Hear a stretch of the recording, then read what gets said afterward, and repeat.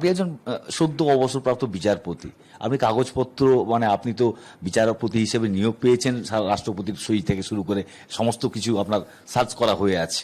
তো সেই জায়গায় দাঁড়িয়ে আপনি চলে গেলেন নো লজিক্যাল ডিসক্রিপেন্সিতে, তারপর এডুকেশনে। এইটাই আপনার অবাক করেনি?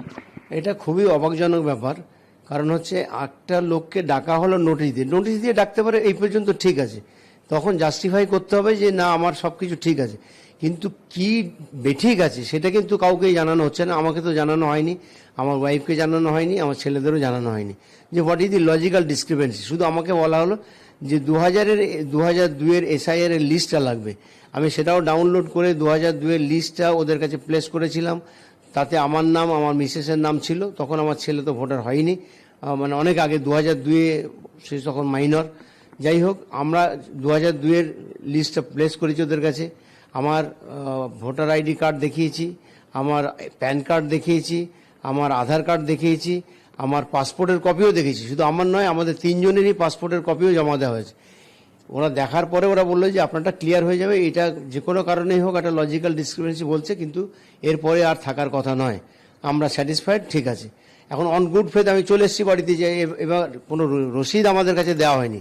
সবথেকে বড় কথা হচ্ছে যে কোনো ভোটারকেই, শুধু আমাকে না, কাউকেই কোনো রসিদ দেওয়া হয়নি। যে ডকুমেন্টগুলো আমি সাবমিট করলাম, আমার কাছে কোনো প্রুফ নেই যে তারা এগুলোকে অ্যাকসেপ্ট করেছে। তারা আমার সামনে খালি এটুকুই বললো যে আপনারা এই ডকুমেন্টগুলো আমরা আপলোড করে দিচ্ছি, এবং আমাদের ফটোগ্রাফ নিয়েছে। তো এরপরে তো আর কাউকে ডাউট করা যায় না, মানে ওরাও মানুষ আমরাও মানুষ, ঠিক আছে। একজন লোক আরেকজন লোকে কেন ডাউট করব? যখন 2 মাস পরে দেখা গেল যে আমারটা আন্ডার অ্যাডজুডিকেশন, তখনও চুপচাপ ছিলাম যে আন্ডার অ্যাডজুডিকেশন, হয়তো অ্যাডজুডিকেশন হয়ে ঠিক হয়ে যাবে।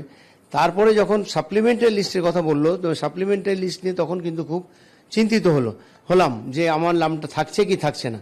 এবং সেটা সার্চ করতে গিয়ে দেখলাম যে আমারটা নো রেজাল্ট ফাউন্ড, এবং বাকি দুজনের, আমার মিসেস এবং বড় ছেলের, তাদেরটা দেখাচ্ছে আন্ডার অ্যাডজুডিকেশন।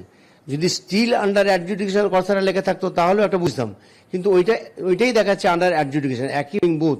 সেখানে আমারটা দেখাচ্ছে নো রেজাল্ট ফাউন্ড, আর ওদের দুজনে দেখাচ্ছে আন্ডার অ্যাডজুডিকেশন। এটা নিয়ে খুব একটা বিভ্রান্তি, কনফিউশন, সাধারণ লোকের তো আরও বেশি।